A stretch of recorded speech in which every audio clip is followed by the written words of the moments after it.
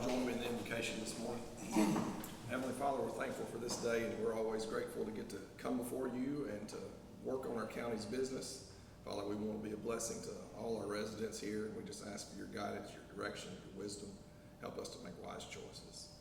Father, we also just want to pray over our state and our nation and ask you to raise up godly leaders, men and women who will honor you and be a blessing to our nation and our state. Thank you, Lord, for all you do for us. We do pray in Jesus' name. Amen. Amen. Join me in the pledge to the United States flag. I pledge allegiance to the flag of the United States of America and to the republic for which it stands, one nation, under God, indivisible, with liberty and justice for all. Now the Texas pledge. Honor the Texas flag. I pledge allegiance to thee, Texas, one state, under God, one and indivisible. Be seated.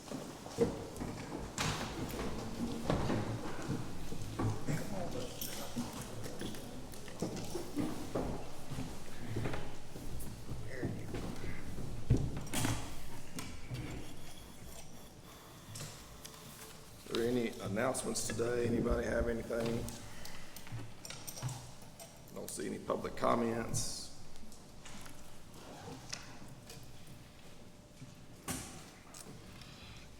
We do have a quorum present today. Present voting, Precinct 1 is Commissioner Hatfield. Precinct 2, Commissioner Timmons. Sims presiding. Precinct 3 is Commissioner Malden.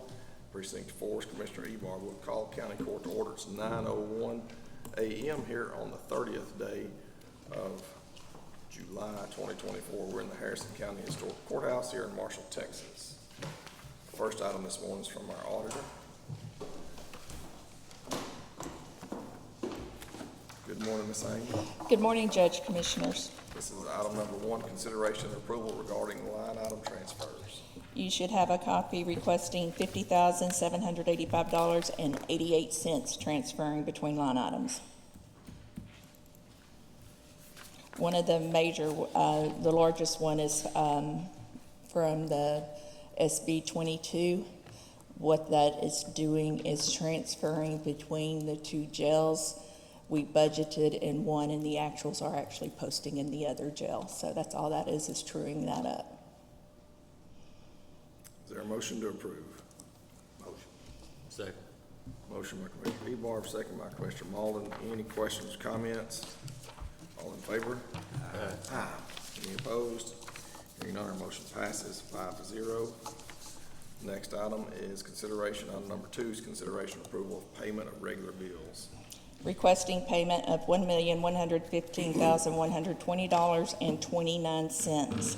Of that, $187,534.33 is related to the confinement grant from the jail. We did get all invoices paid that had been, the services or products had been delivered with the exception of training. Since that was not delivered prior to the closeout of the grant, which is July 31st, the grant will not cover that. So I believe the training is about $5,300 between Willoughby and the jail, and that is something that the county will have to cover. So we're basically, we should get reimbursed for the $187. This last week we had, they were requesting additional, additional documentation supporting the purchases that we had. They wanted more detailed quotes. Pardon me. And with the assistance of the jail and purchasing, we were able to provide them with the information they were requesting. Okay. Do you know how much we left on the table out of the grant that we could have? Our original budget was $2,194,415. What we are going to be requesting reimbursement $1,967,727.76.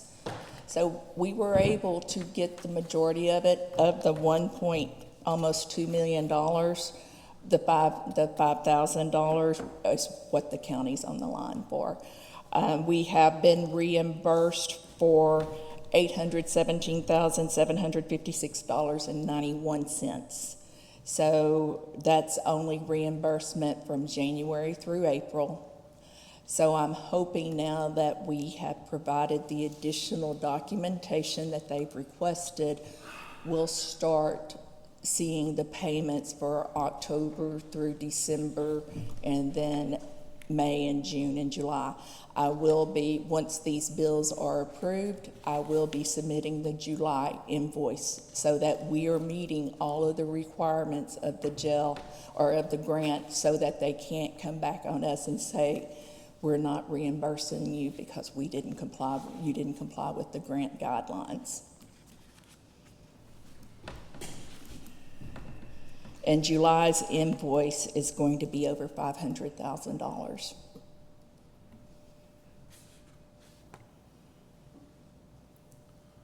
Any other questions for Ms. Haynes on regular bills or expenses? Is there a motion to approve? Motion to approve. Second. Motion by Commissioner Timmons, second by Commissioner Hatfield. All in favor? Aye. Any opposed? Hearing none, our motion passes 5-0. Number 3 is consideration approval of payroll for July 19th, 2024. Motion. Second. Motion by Commissioner Ebarb, second by Commissioner Timmons. All in favor? Aye. Any opposed? Hearing none, our motion passes 5-0. Thank you, Ms. Haynes. Next up, Road and Bridge. Good morning, Your Honor. Commissioners, how y'all doing? Very well. You want to give us an update on how things are going? Yes, sir. Reynolds and Cade kicked off our net RMA project on Lansing Switch. They started yesterday. The weather's had everybody backed up. Even with us this last week and a half, we really enjoyed the cooler weather, but it hadn't been good on the road build. But we have completed 6.725 miles of our projects, and we've got another 2.5 in progress right now. We are on Davidson and Homer Cooper Road. So we're starting to move along pretty good with the warmer temperatures coming back in.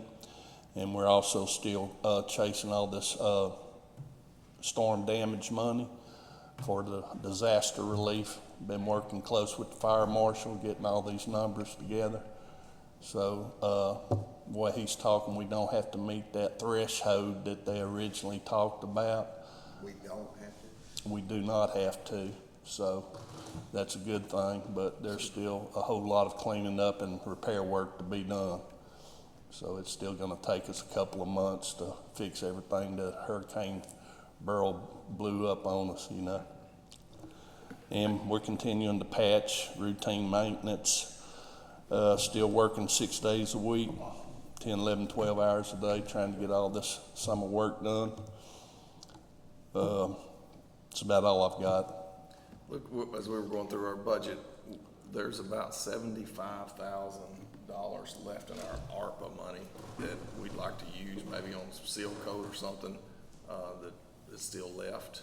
That I don't know if y'all have a project. I bet you could find a I project. bet I can too. That was from a canceled project last year, Brett. Is that what it was? Yeah, James Marshall. Okay. That last section of James Marshall. Well, we might wanna put it back on there if we canceled it. We plan to pick that up in next year's Silk That's right. program. There just wasn't enough time between the time that it's canceled. To bid it out. Get it done this year. But we still have the Holly Street project going on. In Wascom, there's some kind of a shakeup over there. Everybody that's on the water department has left. So we have some water lines they're gonna have to reroute before we can finish that drainage project on Holly Street. But we are working on it. All the materials are still there on site. We're just trying to get somebody from the Wascom Utilities over there to relocate those water lines for us. I see. Okay. You guys have any questions for Mr. Davis before we move on? Item number 1 is consideration approval of personnel changes for Harrison County Road and Bridge Department. We've had none since our last court meeting. Is there a motion to approve? Motion. Second. A motion by Commissioner Timmons, second by Commissioner Malden. All in favor? Aye. Any opposed? Hearing none, motion passes 5-0. Number 2 is consideration and approval of the utility application submitted to Harrison County Road and Bridge Department as follows. E-Tex Telephone Cooperative on Edmondson Road, which is County Road 4600. Just for the record, these are all E-Tex Telephone Co-op. The next road is McPhail Road, which is County Road 4121, and then Driscoll Bridge Road, which is County Road 4106, Simmons Road, which is County Road 4503, and Tom Smith Road, which is County Road 4124. Yes, sir, these are all fiber optic in precinct 4, and all the applications have been reviewed, and they do meet our standard specifications outlined in the utilities applications. Is there a motion to approve? Motion. Second. Motion by Commissioner Ebar, second by Commissioner Malden. Any questions or comments? All in favor? Aye. Any opposed? Hearing none, motion passes 5-0. Thank y'all. Thank you, sir. Next up from the Sheriff's Department, item number 1 is consideration and approval to accept a donation from the Federal Law Enforcement Training Center for a Nikon Z50 camera, serial number 309-13358, in regards to the FLETC student training by Cody Hargrove, with said camera to be used by Harrison County Sheriff's Office crime scene. I guess we had anybody here to speak about that. Is there a motion to approve? So moved. Second. Motion by Commissioner Hatfield, second by Commissioner Ebar. Any questions or comments? All in favor? Aye. Any opposed? Hearing none, our motion passes 5-0. Next up is our treasurer. Morning, Ms. Rushing. Good morning, Judge, Commissioners. Item number 1 is consideration approval of the Harrison County Treasurer's investment report for the month of June 2024. For the month of June 2024, Texas class, began the month with $1,151,509.36. Interest earned was $5,133.86, ending balance $1,156,643.22. With Ameriprise, we have invested $1,690,544.38. With Texas Bank and Trust Wealth Management, we have invested $25,781,019.65. Total investment is $28,628,207.25. Of that, for the month of June, we earned, for the Ameriprise and Texas Bank and Trust, $89,216.34 interest. In Texas Bank and Trust money market, the interest rate is 5.39. We've earned, for the month of June, $36,153.31. Ending balance in the money market was $8,686,249.13. Texas Bank and Trust regular account, our main account, we earned $1,381.98. Total monthly interest for the month of June is $131,885.49. In yearly interest, so far is $1,258,954.83. Any questions for Ms. Rushing on our June 2024 Treasurer's Investment Report? I just have to say, that's amazing, $1.2 million, and we're not even done with the year yet.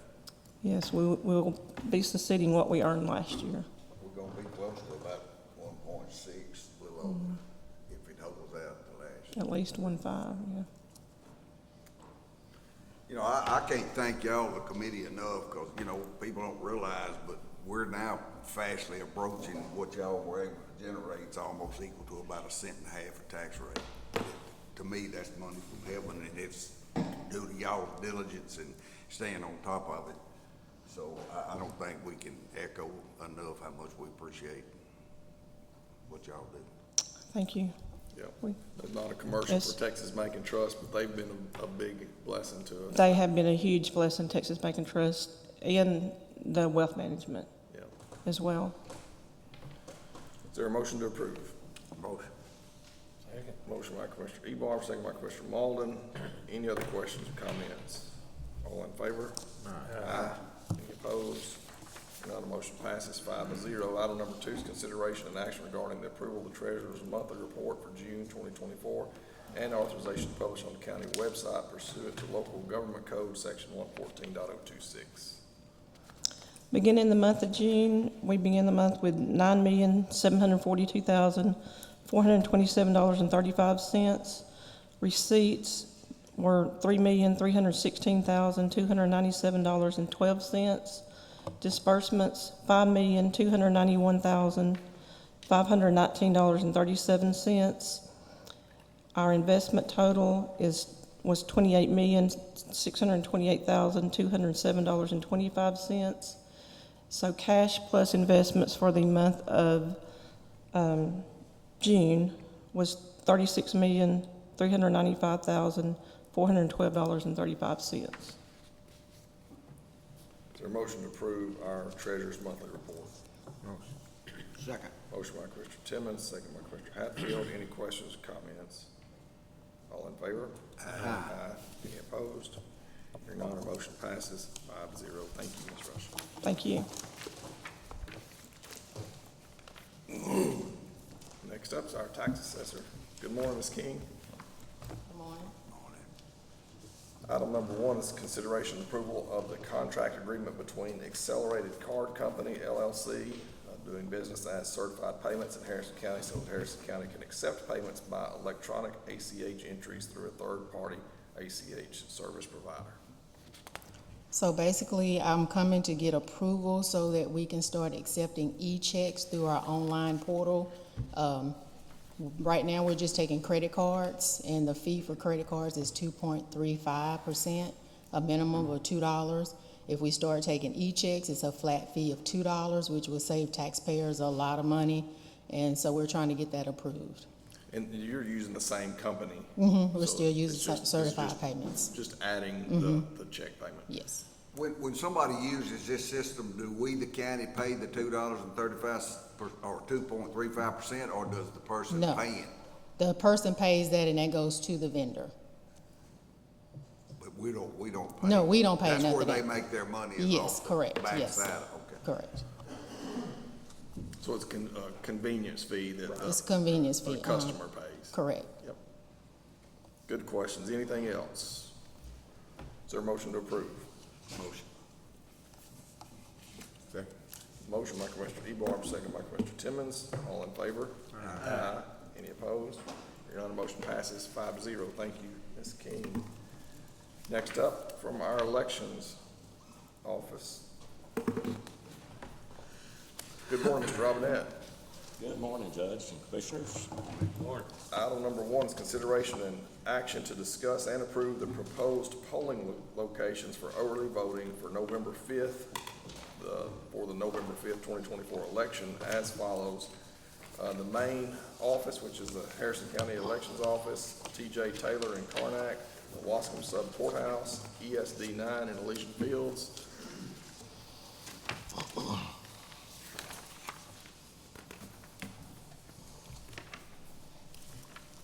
Gold Hall in Hallsville, Woodland Hills Baptist Church in Longview, and the Harleston Community Center. Those are all early voting sites.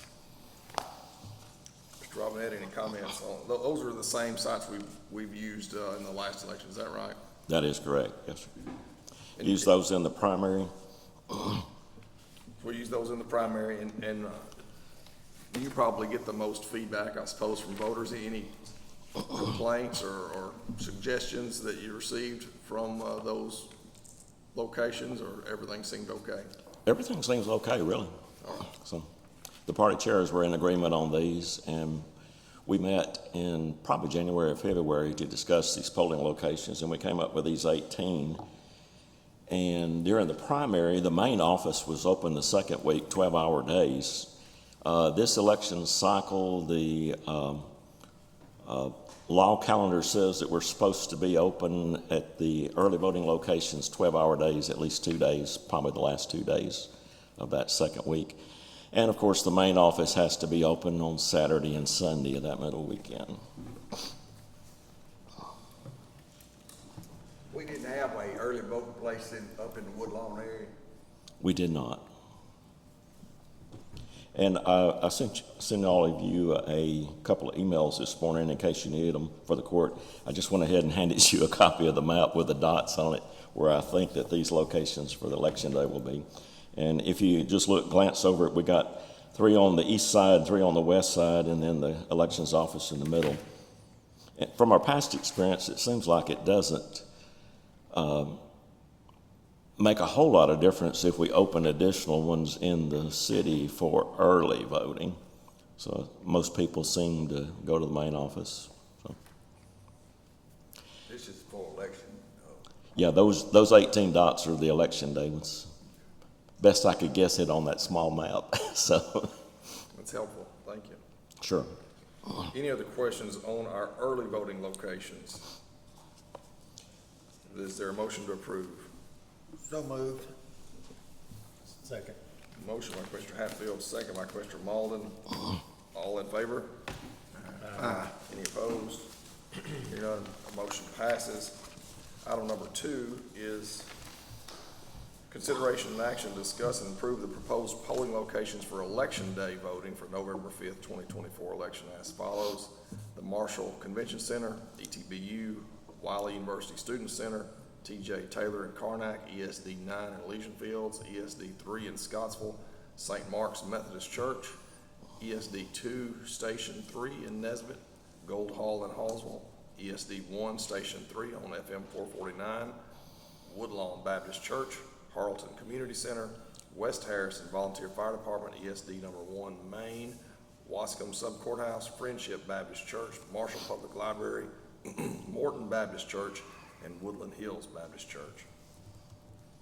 I will call your attention that there are 2 changes from the primary to now on what I have submitted to you today in discussion with party chairs and others. Want to move from the George Washington Carver Center back to Wiley and the polling place be in the Student Center. When you come up the long sidewalk, it'll be a conference room right there to the right. It's a pretty nice room. Should be able to vote in there and be undisturbed. And then as a matter of hopefully convenience and a better location, the Woodlawn location, go ahead and use the Woodlawn Baptist Church right there on 59 instead of the Woodlawn Community Center. Both are handicap accessible. All others are the same. Mr. Robinette, we used a church over on 968. We're no longer using that particular church. Whenever the party chairs and I met for the primary, we elected not to do it. The turnout, the last time it was used was like 28 people. It wasn't very high. And I have sent an email this morning. It's got the number of registered voters in each of these. But if we need to open any additional ones, I mean, we could look into do that. Is that Sweet Home? Sweet Home. Yeah. That's small. 28. You know, It's kind of in the middle out in the country, and that precinct is all over the place. It's like an hourglass. you Yeah. know, But if you look at your dotted map, there should be enough access for folks, hopefully there, but if we need to open more, we can. not a complaint. I just know sometimes when there's a change, I get flooded with phone calls and people want to know why. Right. So We did not use it during the primary, Okay. actually, yes, sir. Okay, So- but that'll work. And I don't know if you've had time to glance through your email. I'm sorry, it just came in this morning, but just a few little refresher ideas. If I can get rid of this senior moment. There's 3 polling places in precincts 2 and 3, and there's 6 polling places in precincts 1 and 4. And it's pretty well spread out that way. You can have double, but you cannot have more than double according to the countywide system. And finally, I talked to a lawyer at the SOS that resolved my thinking on the Senate Bill 924. I've mentioned that some in court in the past. Apparently what some counties were doing, they were consolidating some precincts ahead of time and then trying to further consolidate them down so that they could reduce precincts even more. So that was finally got a decent explanation on that. So we're not guilty of doing that, so we're good. We could technically cut all the way down to 13 precincts, 1/2, using the countywide polling place system. However, to serve the people better, we felt it was good to at least go with these 18 here and give or take whatever the court would decide. We do need for you to decide today because this list will become part of the orders of election that we'll be looking at. There's about, besides the county election, there's 3 schools and 1 city that will be joining the November election at this point. Mr. Robert, I know that we could go down to 13, but I appreciate you keeping it at Yeah. really a significantly higher number at 18 locations. It seems like it serves our communities pretty well. And again, I believe it did, yeah. if you're not getting complaints, that's a good sign. Well, of course, that could change, but Well, and we can change too. it's been running pretty swell like that. One thing that I talked with the party chairs about whenever we met January or February, I forget the exact date, in preparation for the primary, was that since we can reduce the number of polling places, I feel like that's a good idea because sometimes, most of the time rather, in the past, it's been difficult to find polling workers. And you don't have to man as many places that way. I would like to have at least a minimum of 4 at every polling place, especially on election day. Of course, early voting probably needs even more than that. You know, try to split it fairly equally between the parties. And let's see, come on, memory here. Also, equipment. That was the other thought that I was thinking there. Because sometimes even though we have tested, we have cleaned, we have calibrated, sometimes it still just doesn't want to work right. So by not having all 26 polling places open, I have a little bit more reserve equipment if I need to run and replace something somewhere. And so, as a matter of fact, I have 8 in Austin being repaired right now. So. Mr. Ahmed, I know you had a couple of the vendor people here at the last election. Yes. And they were helping you kind of troubleshoot. They were. They sent 2 engineers free of charge to just overlook and oversee things, and we actually had a pretty smooth election. Maybe it was just because that they were present, but I need to work on getting me a couple of local people who can be troubleshooters, whom I can train to the level that I would need them to be trained to go and be sure that the triangle-shaped plug goes into the triangle-shaped hole and those kind of things. I'd like to volunteer our IT guys. Yes. And, you know, but, The IT guys may be overkill, but anyway. Mr. Neninger has hired a couple of new Yes, guys, and I think it'd be terrific for them to spend some time with you and, Sure. and learn those systems completely so they can be a help. I put on the calendar right now, I want to have equipment training for any new people that want to work in the polls. We have a worker application on the website now. And also, I do about 3 different kinds of training. I try to do equipment training where it's hands-on, where they can learn how to set it up, how to operate it, how to take it down. But then we have the clerk training, then we have the judge training. And I believe I'm going to have to probably add poll watcher training as well as ballot board training and signature verification board training, among other things. And so we got a pretty busy schedule once we begin to spread it out there. Very good. On the early voting, I know the equipment that you use during early voting is not used on election day, isn't that correct? Partially. Partially. The part of the voting equipment that contains the ballots and the votes cannot be reused on election day. So that's the ballot box that goes out pre-assembled with double locks on it. And so it is maintained secured. It is brought back to the office. the end of early voting, and then the ballot board is the one who opens those on election day. And that's why we do not have voting at the election office on election day, which seems kind of like a paradox to a lot of people. We send them out to polling places because the board is meeting there, and we're also troubleshooting and answering the 100 people that walk in. Well, why can't I vote here today? Or the 100 calls that come in that way. So I would add so that in the early voting, and especially up on that northwest corner, the only polling place is gonna be at the computer center in Halton, and I know that's one of the things that Yeah. I was approached about. Sure. That there wasn't enough equipment, and people, why they wait till 5:45 or 6:45 the last day before it closes, but regardless, their complaint was the pretty good line outside, out the door, people having to wait. And I know that once they're in line, they get to vote, whether your polls close at 7, they still get to stay in line. sure. and vote. And that is a small building there. We might want to look at maybe finding a better building.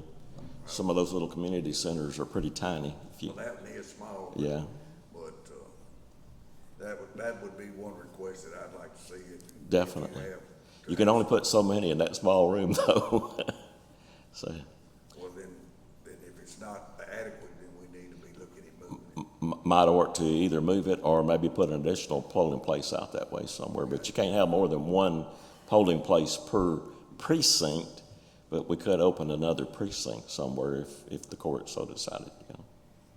But I'm thinking that probably the main office go ahead and be open that second week, 12-hour days the entire week, and all the other early voting locations be open just the last 2 days for the 12-hour days. But with the election coming up in November and the schools that are gonna be involved Mm-hmm. with elections, it should be a massive turnout.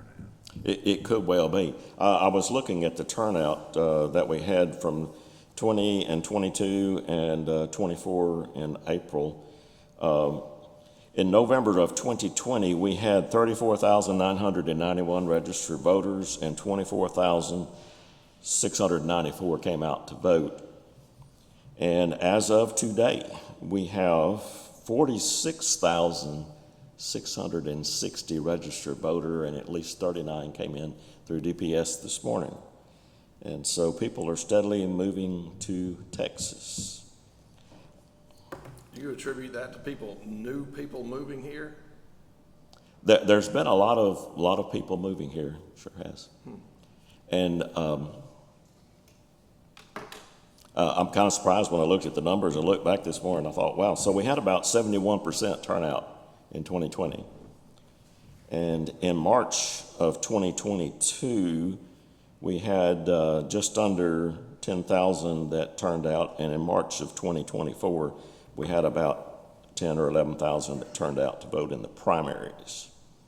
And so, You're expecting twice that here in the general. sure, I would think that we would probably have about 35,000 people vote. 3 times. Wow. Yeah, probably in this upcoming election. And so, Any other- just a wild guess. You never can tell for sure. Every election's different. Everyone takes on its own peculiarities. It's kind of like, your church. Each church has its own little personality sometimes, or school or whatever, or county. And so each election there's something new, there's something different. Some things we've never run into before, and we have to research, get the answers, and carry on. Well, thank you for your work on this. Sure. Any other questions for these election day polling places, item number 2? Is there a motion to approve? Motion. Second. Motion by Commissioner Hatfield, second by Commissioner Timmons. All in favor? All right. Well, thank you, gentlemen. Thank you. Hearing none, motion passes 5-0. Thank you, sir. Yes, sir. Next up, from purchasing, consideration and approval of the sealed bid specification for the following bid number 2024-04, the right-of-way mowing without litter removal, and authorization of publication for said bid notice of bidders in the local newspapers and Harrison County purchasing website. So we are bidding this out. We do this every year. Sadie could not be here this morning. She asked me just to mention that this right-of-way mowing bid happens twice a year and has the mowing happens twice a year, and it has an option to extend the contract for an extra 1 year. So this is just the sealed bid specifications. You guys should have a chance to review this. It'll be very similar, if not the same, that we used in the past. So we extended last year, the 1 year after? Didn't bid it? Is that what you're saying? I don't remember if we bid this out last year or not. No, sir. We did not. Last year was 2 years. Okay. So this is bid for 2 years with an option to renew No, or it's bid extend for a 1 year? They can extend it the next year. So just a 2 year? Yes. Any other questions? Is there a motion to approve? Motion. Second. Motion by Commissioner Ebar, second by Commissioner Timmons. All in favor? Aye. Any opposed? Hearing none, motion passes 5-0. Next up, under new business, this is a presentation by E-Tex Telephone Co-op regarding the broadband proposal for the use of the remaining ARPA funds for Harrison County. Mr. Montgomery, Mr. Cano, you guys like to come up and go over this with us? I want to make sure you commissioners have that proposal on your, so y'all got it there. I've got some extra copies if we need any extra copies. Y'all want a hard copy, anybody? I'll take one.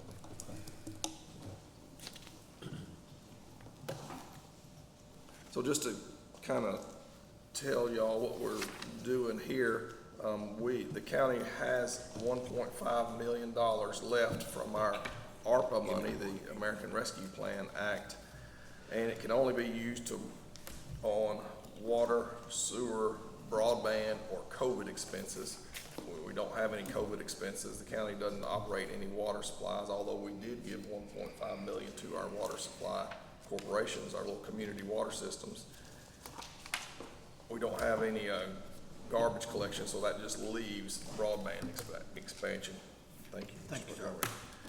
So this is Larry Montgomery. He's with E-Tex Telephone. He's been very active and involved in supporting fiber into our county. The northwest corner generally is where they're coming into. They've been serving that Harleton area for a good time and are interested in expanding their footprint there and reaching more people. I visited with them, reached out to them, and told them we had these funds available, and see what they had in mind to expand our footprint to serve more of our unserved and underserved people in the county. Go ahead, Mr. Montgomery. Thank you. Good morning, everyone. Judge Sims, thank you for getting us added to the agenda. Good morning to everyone here. Again, I'm Larry Montgomery. I'm with E-Tex Telephone, E-Tex Communications. You'll hear me say telephone in one sentence and communications in one, depending on what services we're working on. It depends on which company we're representing, but E-Tex Telephone, again, headquarters are in Gilmer. E-Tex was established in 1952 to focus on rural areas. Then, of course, it was telephone. We know how crucial broadband is. One thing that I will say that COVID did shed the light on was those underserved areas that we talk about and mention. I'm also a Gilmer ISD school board member, and for our school students, for all districts, it definitely shed the light on that, and individuals trying to work from home when they were not able to leave due to COVID. It really opened up some funding opportunities and mechanisms to help support rural broadband build-out. So when Judge Sims reached out to us, we went back to our engineering team, and we came up with a design. One thing that we look at when we look at designs for expanding our fiber, we want to expand to areas that are going to have the greatest impact of structures. Harrison County, the size of the county, how spread out it is, we looked at a few different areas. We definitely looked at the Harleton area because that's where our fiber facilities are already. We also looked at some areas in the Longview area and also near Hallsville. Some of the other areas that we looked at, again, Hallsville and Longview, one of the things that immediately stuck out to us was the impact. This $1.5 million that the county has available, we did not want to come back with a plan that spent the majority of those funds getting to those communities. Because if we spend most of the money to get to those communities, you're going to get there, but then you're not going to have the opportunity to connect anyone.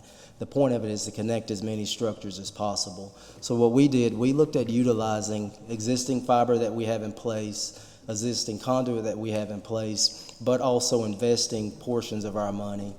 In this packet, it has a lot of background information about E-Tex. I'm sure you guys want to get out of here before lunch, so we won't go page by page, but I'll point out some key points and a couple of things to take a look at, then we'll talk about the total. So again, the key points really to the project would be the community impact.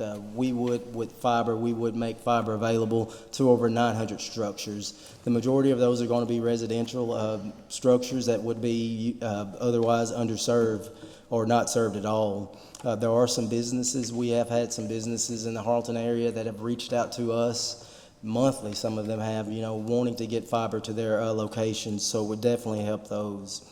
When you look at also the impact, the time for deployment, how soon could you get started on the project? Since we do our engineering in-house and take care of all the design work in-house, we're able to turn around projects quickly. We would be able to get started on this project sooner than later. We could start as early as September 1 to go ahead and start getting homes connected. And throughout this packet, there's just background information on our key staff, our key employees, similar projects that we've worked on in conjunction with counties and cities. But if you go to the back, it will have the breakdown of the project. But if you go a couple of pages before the breakdown, you'll see exactly the fiber design that shows the fiber that we would install. And in the key points also in some of the documentation, it talks about our engineering practices. All of our fiber is buried, and we do install it in conduit with the appropriate locate points. So that way, if there are any construction projects going on, our employees, if we're notified, we can come out and locate those facilities. And also, one of the key points to point out with it being buried, windstorms that come through, we don't have to worry about trees falling on the power lines, damaging the fiber, or causing any issues. About a year and a half or 2 years ago, when Gilmer sustained the tornado, it tore up a lot of facilities. We didn't have any of our fiber was damaged. We didn't have any outages. So our employees, instead of having to fix fiber, we were able to go out and help our neighbors out. And, chainsaws, I went out and instead of conference calls that day, I went out and helped, pull limbs off of houses, and a lot of our employees did that. So that fiber design would show the fiber routes that we would take to reach the locations. And the second page, that last page, shows the yellow pins. So each of those pins, we're able to insert our fiber map into software, and it shows us the exact locations. So these are GPS coordinates, and each yellow pin represents either a home or a business. So we took, the time to go ahead and make sure we showed you guys a design that would show, hey, these are going to be real locations that we're going to be passing with fiber. Is that actual new customers potentially from this project? Some of these customers are, so it's a mixture. Some are new, some are already served by E-Tex. The ones that are served by E-Tex, they're on the older technology, they're on DSL, they don't have fiber to the home. So we focus on those customers that are going to have the lower speeds to their home today. So those are pinpoint the locations, and when you look at the cost of the project, overall, the entire project that we're looking at is about $4.5 million. So E-Tex and our board of directors, last week we had a board meeting, and Charlie and I filled our board in on this project, and our board and Charlie and our entire management team, we're dedicated to these communities, and to show our dedication, E-Tex is willing to invest almost $3 million in this project to have the greatest impact. Along with that investment, you're also getting the staff that's trained to support these broadband networks and actual E-Tex employees that live and work in these communities to support it after the network is put in. So even after the fact that it's done, it's going to be supported. And for Harrison County, again, one thing that we put a lot of focus and emphasis on when we design this is to have that greatest impact of homes or structures passed. And again, with the size of the county, the $4.5 million will not connect everyone in Harrison County. And we know that you guys will have to make the decision on moving forward with the project. But one thing that's coming down the pipeline, the state of Texas does have some money that is going to be available for providers to bid on to help the other areas. So the $4.5 million will definitely have an impact. It would be a great start to get started in Harrison County. And as that $5 billion is released, then there would be other opportunities that money could help facilitate other parts of the county. So if, again, the entire breakdown, the summary page, it has on the front what the county investment would be, what the E-Tex investment would be, the funding mechanisms that will come from the state. E-Tex will definitely be participating in that. Charlie, again, our general manager, and several of the other general managers spent a lot of time in Austin and in DC making sure that we're up to date on the requirements, the engineering practices, so when that funding is available, we are able to go out for that funding to help other areas. So that funding, you're talking about the $5 million, that's something that E-Tex would apply for to expand y'all's system? Or is it something that the county has to request? So the $5 billion is going to be under the jurisdiction of the Broadband Development Office that was created under the comptroller a few years ago. So any provider is going to be able to go after those funds for whatever counties that they're adjacent to. What the county can do is, there'll be a couple of options. So the county can provide letters of support. And if I was sitting in your chairs, I would provide a letter of support to any provider that walked in the door. You want whoever is going to make that effort. There's also going to be opportunities where you can partner with said provider. And so partnerships, public-private partnerships are going to be favored whenever they review the applications on who's going to be better served or better capable of serving those locations. So while we have the advantage on the very northwest corner of your county, other providers are going to have the advantage of other parts of your county. So you want to keep your options open. But from the county's perspective, you want to be very supportive, provide letters of support, backing any provider, but then again, partnership opportunities will be favored. And so, like Larry mentioned, I will back up and say, even though the Broadband Development Office is very young, unfortunately, the things haven't come out the gate very well with other funding mechanisms. So I will warn you that there's a lot of improvements that could be made, but the fact that you will consider, at least covering portion of your county, it just means that there'll be less stress on that $5 billion to be used on the remainder of your county. So whichever provider is able to step up, I know you'll have some options here in Harrison County. You want to position yourselves to success. So whatever you can handle up front is just going to allow you to be more successful in the future. Would we know who these providers are, So, well, we're familiar with who the incumbents are. They're already here in this county. When there's free money falling from the sky, you may have even more additional providers that kind of come out of the woodworks. So you have to be cautious about that. And there's going to be other technologies. There's going to be some providers that are going to come in here and try to offer a wireless technology. And everybody is in love with satellite right now, or at least the idea and theory of satellite. My background is engineering. I'm an electrical engineer. My first 6 years of my career in this industry was being a consultant. So I designed networks across the Southwest, United States. So from an engineering perspective, there's nothing better than fiber optics. And, I grew up in the Panhandle, but now living in East Texas, I know that there's a lot of beautiful green things out here called trees, and those trees are not very well suited for wireless technology. So from my perspective, from an engineering perspective, you want to fight for fiber optics. Our kids, our families, our friends and neighbors, our schools, our businesses, they deserve fiber because that's just going to be a 50-plus year solution. Satellite or wireless, they may be a Band-Aid for the next 5 to 10 years, but you're going to have to come back and reinvest and upgrade that. And you can just know that fact by looking at which phone you have in your pocket. Do you still have a 4G phone? Do you still have a 3G phone?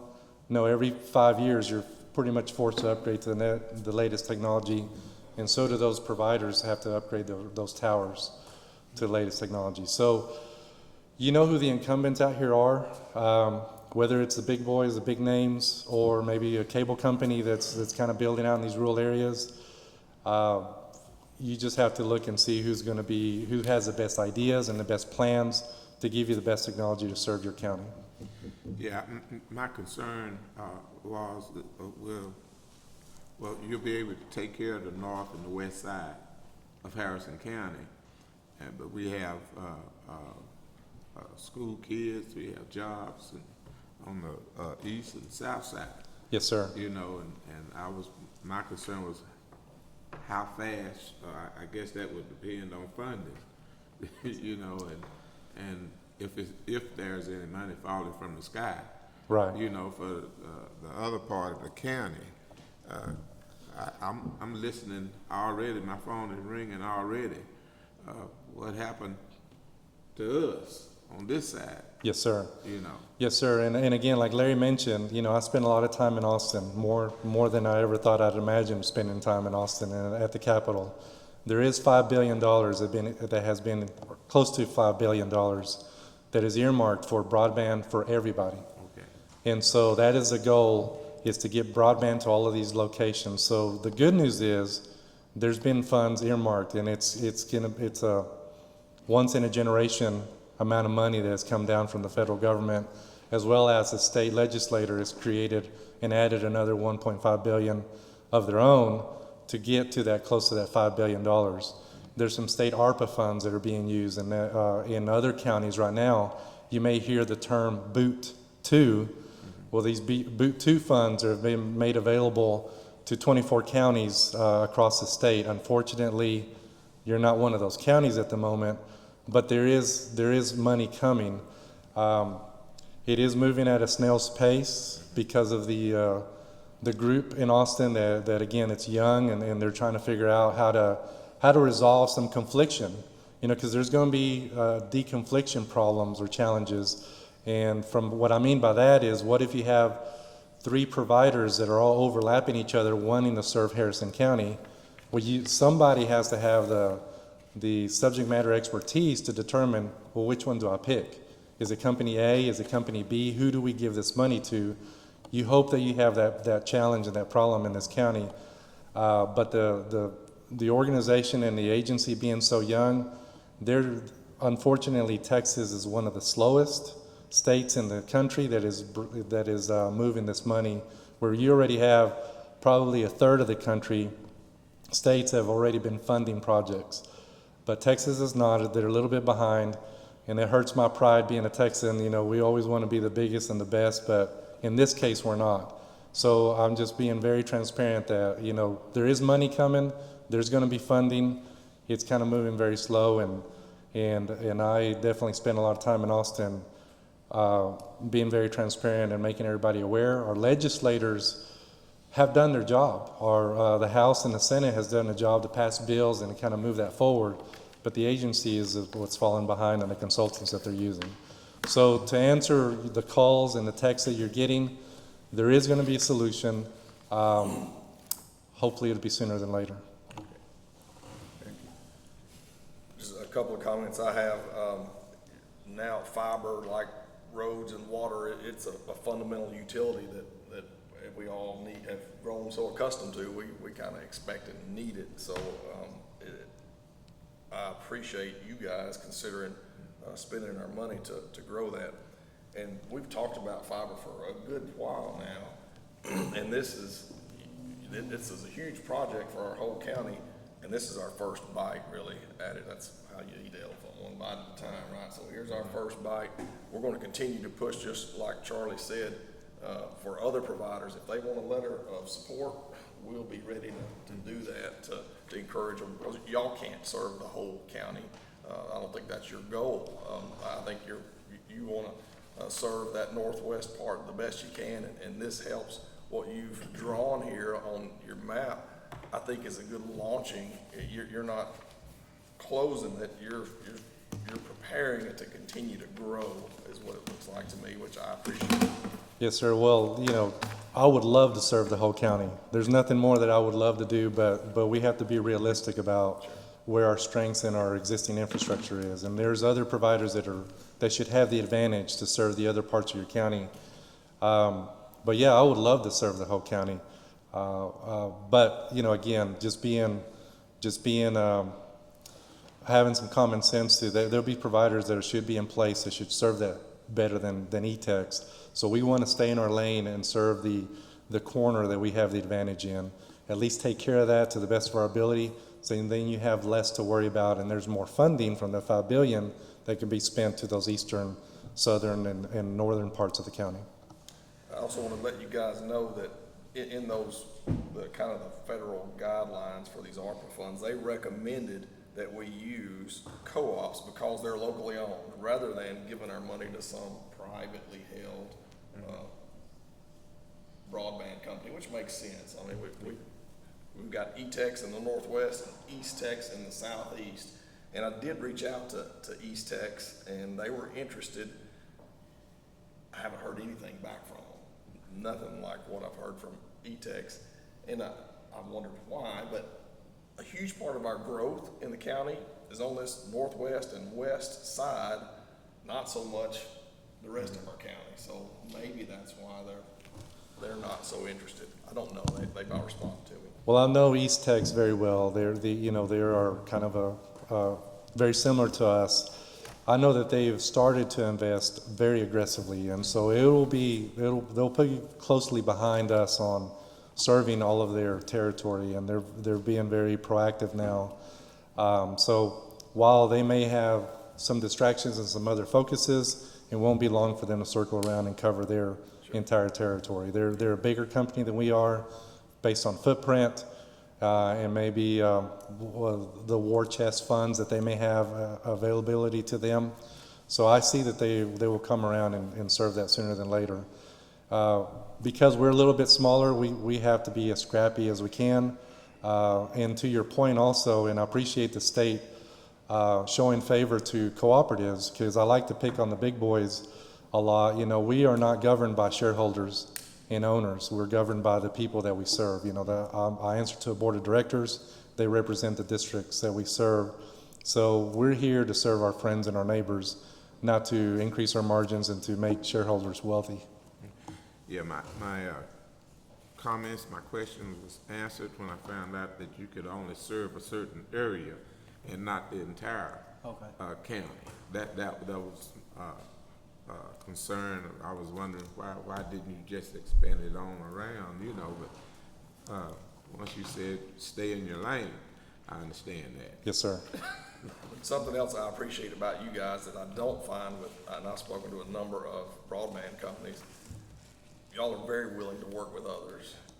Many of them are not. They don't want to talk about working with, trying to help another company, and that's just not the way you operate, and I appreciate that. Yeah, everybody keeps their fiber optic and their network, you know, close to their chest, and nobody wants to ever share those facilities. I'm willing to partner with any competitor. In fact, the reason why we do have some fiber coming into Marshall is because we do meet with Conterra and we do meet with East-Tex. And so we help each other out from a long-haul fiber transport, and we do ring protection. So we help each other out from that perspective. I'm willing to partner with anybody because we're very confident in our abilities. We're very confident in our customer service. And at the end of the day, we let that speak for itself.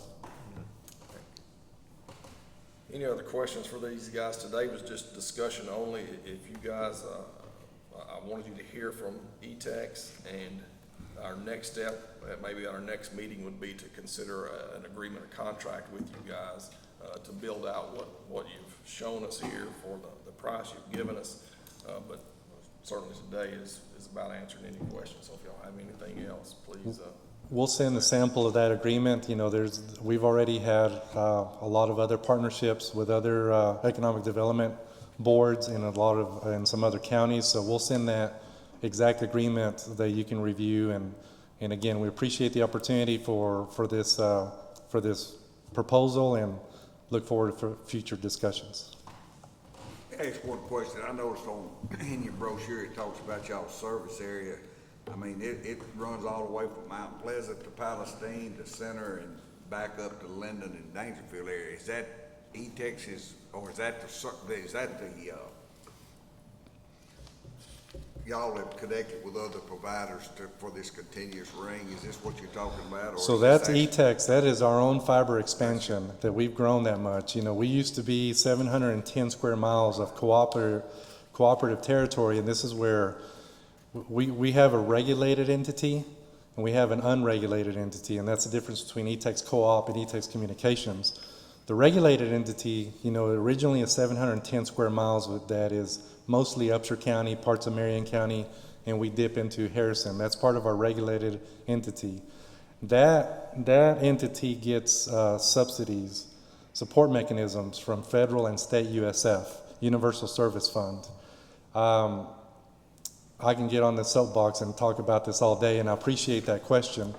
The Universal Service Fund has been under attack because a lot of individuals do not understand how necessary it is to build these rural networks. You know, it's common sense that businesses are going to go where the population is. Business is going to go where the money is.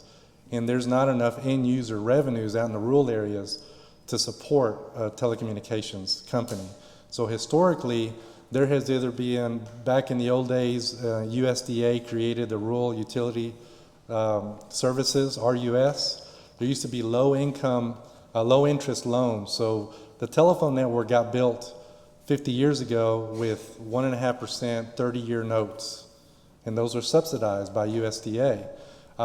In 1996, with the Telecommunications Act, that opened up this opportunity to provide a universal service fund, where it is a fee on the telephone bill, but then that gets dispersed to all the rural areas all over the country. And that is what has built and has enabled us to maintain the telephone network, which is the foundation for the internet network. So now, since that has been under attack, the strategy that the board of directors and we have implemented is we have to grow and we have to expand, just like any other business, to try to get new revenues. Because if USF ever goes away, I better have expanded to other territories to get new revenues. Our expansion has been a product of contracts with Verizon Tower, so we connect a lot of the cellular towers, over 100 towers in East Texas. Other contracts have been with schools. Schools have access to federal funding called E-rate, and that has been the primary growth for us to connect to over 40 schools, colleges, universities in East Texas. So that expansion has been, so all those communities that you see have been expansions to those schools, and our focus has been mainly commercial accounts because we're trying to get some of the higher revenue opportunities to subsidize internally all this continued rural expansion. So yes, that growth has been a strategic necessity to try to make sure that we protect our revenue streams, because USF unfortunately is one election away from being removed. And that's just because every 2 to 4 years I have to go into Austin, I have to go into DC to re-educate these legislators on the right and on the left about, hey, don't get rid of USF. It has built the rural network, it has built the rural infrastructure. Some individuals, and I know this happens in other parts of politics, they're ready to throw the baby out with the bathwater. They don't understand. They see some inefficiencies maybe in other parts of the country, and they try to focus on those inefficiencies, but they don't see how the good guys have been using it in these, rural networks in Texas. Sorry, I get on a soapbox every time that comes up, but that's why we've expanded. Those expansions have mainly been commercial, school, and tower-based, not residential. Well, I know every time we meet, the bulk of our road mowers come from ETEX, up in my precinct, up in the northwest corner. So, but I still have people calling, wondering. I think I give some numbers to Larry, Yes, sir. And so what you're seeing there is we've already opted into some federal support to serve some of these locations, but that is only patches. That's only patches that we're obligated to serve today. So what you're considering in this partnership is to put all of that Harlton area up at the front of the line, because otherwise we already have some federal obligations to connect certain patches of people, of locations throughout our coverage area. So we have to hop over and not do 100% connections, one area at a time. So Urin essentially would be moving Harlton to the front of the line. Otherwise, it may be close to 10 years before we finish. If we were not able to receive any of this new BEAD funding, any of the $5 billion, it'll take us 10 years on our own to try to get this job done, and with the cash flows that we have and all the other investments. So you would be moving that area to the front of the line. But otherwise, because of other federal obligations, because of some support mechanisms, we're only doing and jumping around certain patches. And I can't explain how they came up with these locations and those patches, but that's what they did, and so we're just kind of following their rules. Very good. Any other questions? Thank you guys for coming today. Appreciate the information. Thank you for your time. Being so thorough on it. Thank you. I tell you what, we might take a little 10-minute break. We're fixing to have another